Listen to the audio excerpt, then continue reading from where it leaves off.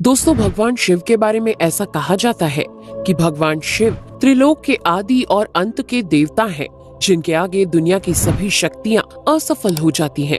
लेकिन क्या आपको मालूम है आखिर भगवान शिव का जन्म कैसे हुआ था? उनकी माता कौन थी और उनके पिता का क्या नाम था? उन्होंने किससे अपनी शिक्षा प्राप्त की थी और किस किस को शिक्षा का दान दिया था? अगर नहीं तो चलिए, क्योंकि इस वीडियो के माध्यम से हम आपके इन्हीं सभी सवालों का जवाब देने वाले हैं, इसलिए प्लीज इसे स्किप किए बिना एंड तक जरूर देखना। दोस्तों, आज सबसे पहले भगवान शिव के जन्म से जुड़ी पहली कहानी यानी शिव पुराण की एक लोकप्रिय कथा के बारे में बताने वाले हैं। शिव पुराण के अनुसार भगवान शिव को स्वयंभू माना जाता है, जिसका मतलब होता है कि भगवान शिव का जन्म स्वयं ही हुआ था। यानी कि इससे एक बात तो साफ हो जाती है कि ना ही भगवान शिव की कोई माता है और ना ही उनके कोई पिता हैं। इसी कारण से भगवान शिव पंच तत्वों से भी परे हैं, जिस कारण से इन्हें मृत्यु का भी कोई भय नहीं है और इनकी मृत्यु कभी नहीं हो सकती। पर अब बात करते हैं विष्णु पुराण में बताई गई भगवान शिव के जन्म से जुड़ी हुई एक और कहानी के बारे में। विष्णु पुराण में बताया गया है कि भगवान विष्णु के माथे से निकलने वाले तेज के कारण भगवान शिव की उत्पत्ति हुई थी और उनके नाभि से निकलते हुए तेज से कमल पर विराजमान ब्रह्मा जी का जन्म हुआ था। मगर दूसरी ओर भगवान विष्णु के जन्म के बारे में शिव पुराण में बताया गया है कि एक बार की बात है जब भगवान शिव अपने घुटने मल रहे थे और उनके घुटनों से निकलने वाले मैल से भगवान श्री विष्णु जी का जन्म हुआ था। पर अगर ऐसा हुआ है तो विष्णु पुराण और शिव पुराण एक दूसरे से बिल्कुल अलग हैं। इस कथा के अलावा भगवान शिव के जन्म की एक और पौराणिक कथा काफी ज्यादा पॉपुलर है, जिसे शायद आपने बड़े बुजुर्गों से सुना होगा। पर अगर नहीं सुना तो आपकी जानकारी के लिए बता दें कि एक बार की बात है जब भगवान विष्णु और परम ब्रह्मा जी के बीच इस बात पर बहस छिड़ गई थी कि आखिर इस संसार में सबसे महान कौन है। और जब भगवान विष्णु और भगवान ब्रह्मा इस बात को लेकर बहस कर रहे थे तो एक जलते हुए खंबे के रूप में महादेव उनके बीच आए थे। दोस्तों, वो दोनों इस रहस्य को नहीं समझ पाए और तभी अचानक से एक आवाज आई जिसने कहा कि जो भी इस खंबे का छोर ढूंढ लेगा वही सबसे महान कहलाएगा। ऐसा सुनते ही ब्रह्मा जी ने एक पक्षी का रूप लिया और खंबे का ऊपरी हिस्सा ढूंढने निकल गए। वहीं विष्णु जी ने वराह का रूप धारण किया और खंबे का अंत ढूंढने निकल गए। बहुत देर तक खोजने के बाद भी दोनों में से किसी को भी खंबे का छोर नहीं मिला और दोनों हार मानकर वापस आ गए। जिसके बाद भगवान शिव अपने असली रूप में आए और फिर भगवान विष्णु और ब्रह्मा जी ने ये मान लिया कि महादेव ही सबसे महान और शक्तिशाली हैं। इनसे बड़ी शक्ति इस दुनिया में कोई नहीं है। इसके साथ ही शिव पुराण में बताया गया खंबा इस बात को दर्शाता है कि ना ही भगवान शिव जन्मे थे और ना ही उनका कोई अंत है।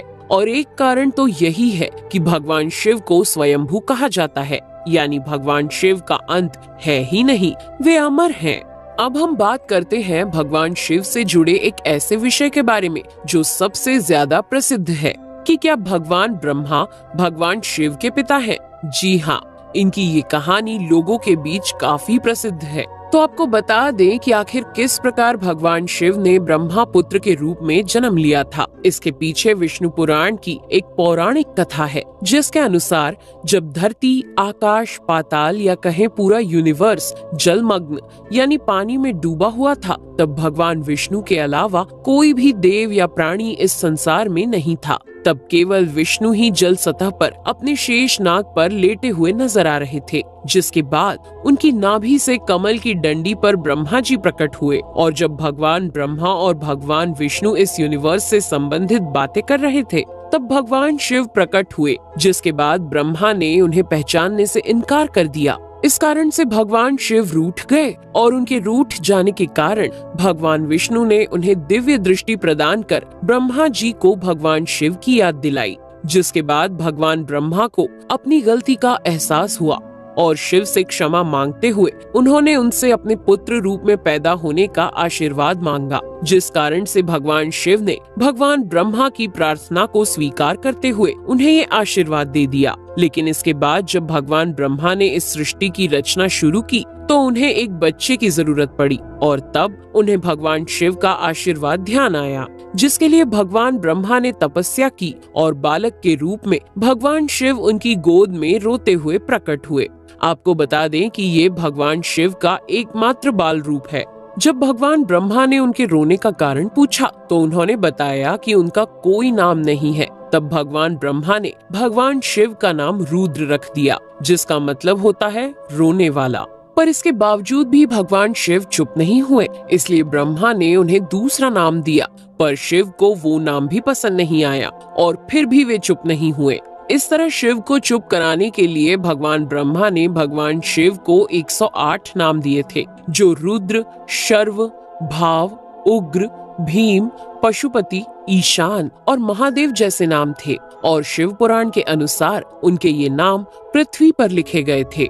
इसके बाद बात आती है श्रीमद् देवी महापुराण की। तो श्रीमद् देवी महापुराण में भगवान शिव की माता और पिता के बारे में बताया गया है। श्रीमद् देवी महापुराण के अनुसार देखा जाए तो एक बार जब भगवान नारद जी ने अपने पिता भगवान ब्रह्मा जी से पूछा कि इस सृष्टि का निर्माण किसने किया है, साथ ही भगवान विष्णु, भगवान शिव और आपके माता पिता कौन है, तब भगवान ब्रह्मा जी ने नारद जी को त्रिदेवों के जन्म के बारे में बताया। जो बताया वो वाकई चौंका देने वाली बात थी। दरअसल उन्होंने कहा कि देवी दुर्गा और शिव स्वरूप ब्रह्मा के योग से ब्रह्मा, विष्णु और महेश का जन्म हुआ था। यानी प्रकृति का रूप लिए माँ दुर्गा ही हम तीनों की माता है और ब्रह्मा यानी काल सदाशिव हमारे पिता है। इसके साथ ही श्रीमद् देवी महापुराण में भी भगवान विष्णु और भगवान ब्रह्मा के बीच हुए झगड़े की एक कहानी मिलती है, जिसके अनुसार एक बार श्री ब्रह्मा जी और विष्णु जी में झगड़ा हुआ और दोनों में बहस छिड़ी हुई थी। तब भगवान ब्रह्मा ने कहा कि सृष्टि को मैंने बनाया है और मैं ही प्रजापिता हूँ, जिसके जवाब में भगवान विष्णु जी ने कहा कि मैं आपका पिता हूँ, क्योंकि आप मेरी नाभि से निकले हुए कमल से पैदा हुए हैं। और धीरे धीरे कर ये बहस बढ़ती गई। दोस्तों, इसके बाद इन दोनों का झगड़ा सुनकर सदाशिव वहाँ पहुँचे और उन्होंने कहा कि पुत्रों, मैंने ही तुमको इस संसार को बनाने और इसे संभालने के केवल 2 काम दिए हैं। इसी प्रकार मैंने शंकर और रुद्र को संहार और तिरोगति के कार्य दिए हैं। इसके साथ ही उन्होंने कहा कि मेरे 5 मुख हैं। एक मुख से अकार, दूसरे मुख से उकार, तीसरे मुख से मुकार, चौथे मुख से बिंदु और 5वें मुख से नाद यानी कि शब्द प्रकट हुए हैं। उन्हीं 5 को एक साथ मिलाकर देखा जाए तो एक अक्षर ओम बनता है, जिसे आज हम सभी भगवान शिव के मूल मंत्र के रूप से जानते हैं। इतना कहने के बाद भगवान ब्रह्मा और विष्णु दोनों ही समझ गए कि भगवान शिव से ज्यादा शक्तिशाली इस दुनिया में कुछ भी नहीं है और दोनों ने भगवान शिव को प्रणाम किया और चले गए। साथ ही अगर आपको वीडियो पसंद आया हो तो इसे लाइक और चैनल को सब्सक्राइब करना बिल्कुल ना भूलें। धन्यवाद।